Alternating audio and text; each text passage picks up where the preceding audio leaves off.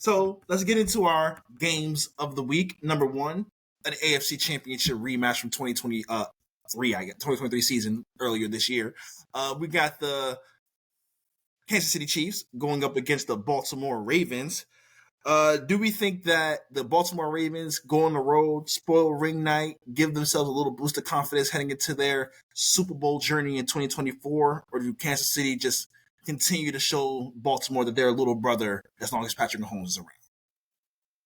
Let me pick it up first. I honestly have the Ravens winning this one. Again, I like, the Ravens have kept getting little brothered for so long, and it's just they've been close every single time, and they fall apart obviously at one of the biggest dances. But I do think that the Chiefs, even though they're sound offensively, they still have Andy Reid calling plays, Mahomes, Kelsey. As long as Mahomes and Kelsey are both breathing and alive, you can guarantee about 20-something points. I do think defensively, even though they still have that monster in Chris Jones, and he's a monster, I think that secondary is going to cause a little bit of issues. I think them trading away L'Jarius Sneed, and even though Trent McDuffie was fantastic, especially in the Super Bowl, had Debo in fucking jail. I do think that the other corners outside of McDuffie are going to struggle. The safeties, it's just all that's just not all that great right now. So I do think Lamar and Mandrews, Zay Flowers, I think all of them can kind of take advantage of that, and I think they'll hand Kansas City their second consecutive opening day loss. Ring night loss. Right. I'll go ahead and go. Well, to be fair to the Chiefs, they don't have Kadarius Toney to sell the game no more. So hey. Yeah, I'll go ahead and go next. I have Kansas City winning this game. I have them winning 27-20, and here's why. I believe that, last year the AFC Championship game went the way it went. I'm sure that Baltimore wants to get it back in blood, but they'll have their chance to later on in the season, I believe. I believe it's obviously going to be week one. It's going to be a sloppy game to start. But I believe, and this is actually kind of funny because I didn't really like him as a prospect, but I believe that the matchup to watch in this game might turn out to be the two rookies, Xavier Worthy versus Nate Wiggins. Two extremely fast players, two players that both went in the first round of the NFL draft, but at the end of the day, I believe that Xavier Worthy has the potential to get the better of Nate Wiggins in the matchup. Obviously, Nate Wiggins can jam him because everybody can jam Xavier Worthy. I can jam Xavier Worthy, but at the end of the day, I trust Patrick Mahomes to be able to exploit that matchup, even though it's a little more even than I may be letting on. I think a couple big shots to Worthy could be the difference in a game like that could be so sloppy in week one. So give me Kansas City 27-20. Yeah, I had a similar score. Kansas City 27, Baltimore 21. Baltimore's got to prove it. I think that's really at the end of the day. Baltimore got to go out there and show mentally that they can beat Kansas City. Once again, I think, like I was talking about the Cowboys in the previous segment, I don't think it's a talent thing with them. They are as, if not more talented, almost every spot across the field. So it's not something that Baltimore doesn't feel like they can strategically win the game or talent win the game. It's just, do they mentally believe that they can go and beat that football team who just has the mental edge over you because they have the mental edge over everybody. All they do is win. Losing isn't a part of their fabric. So they kind of win games by accident because they're just so good.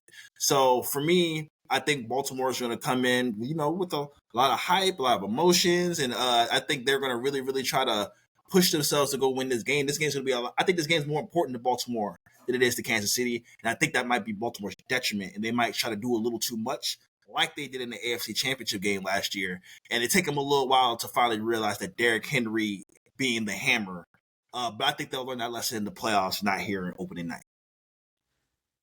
I'll go ahead and go. If y'all was wondering why I said fuck you to Mr. Artie and not Moody, it's not because they picked. It's not because he picked the Chiefs to win. It's because he stole one of my talking points, because Artie is just a good for nothing, no good thief. But that's okay. Bro, we're both scouts, and we're talking about two rookies. What did you expect? Hey, it's all right, bro. Find another point. It's your team, right? Find another point. Find another. Oh, keep in mind I did. I'm Audible Cam, fuck nigga. Anywho, um, nah, but yeah, obviously, I would hope we right our wrongs from last year to an extent, because again, it's a regular season game, not just any regular season game. It's week fucking 1. I mean, yeah, do I want my team to win? Of course, but even if we beat them, it's not like I'm gonna run around parading on Twitter like, yeah, this is our year. Like, it doesn't fucking matter. No, Granted, I would, but that's just me. That's just man, me. we ain't win shit. I can't do that. I would love to, but I can't do that. I can't do that in good conscience. But for me, what I do want to see out of this team, obviously, y'all had a great, you know, we should have ran the ball against the Chiefs a little bit more. That's no thing that should come to a shock to anybody. So I want to see us establish the run game. Obviously, not too much because I care about Derek more in November and December than in September and October. So obviously, yes, I'm not scared that Derek's necessarily going to get hurt. You know, hopefully he does not. Knock on wood.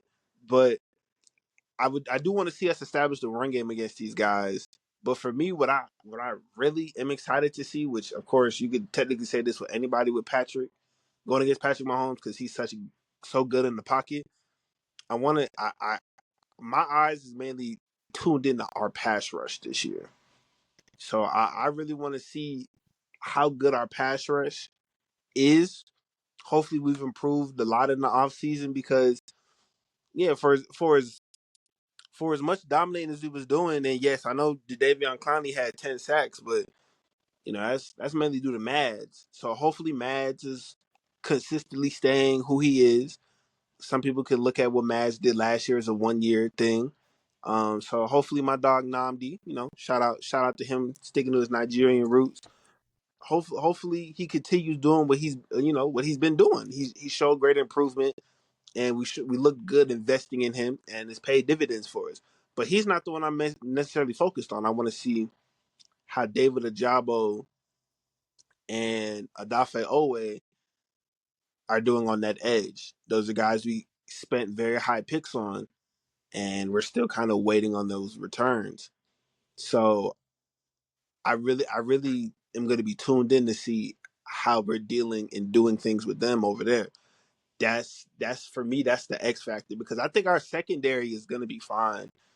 You know what I mean? As already alluded to, the Worthy Wiggins situation is going to be extremely entertaining to watch because you know they're perfect for each other. They're both bony, fast as shit. You know what I mean? You don't got to worry about them. I don't got to worry about Rashee Rice being on Nate Wiggins and possibly just getting bodied. So I'm excited to watch that. And to cap that off, my prediction for the game is going to be a slight 24-21 Ravens. Let's flop.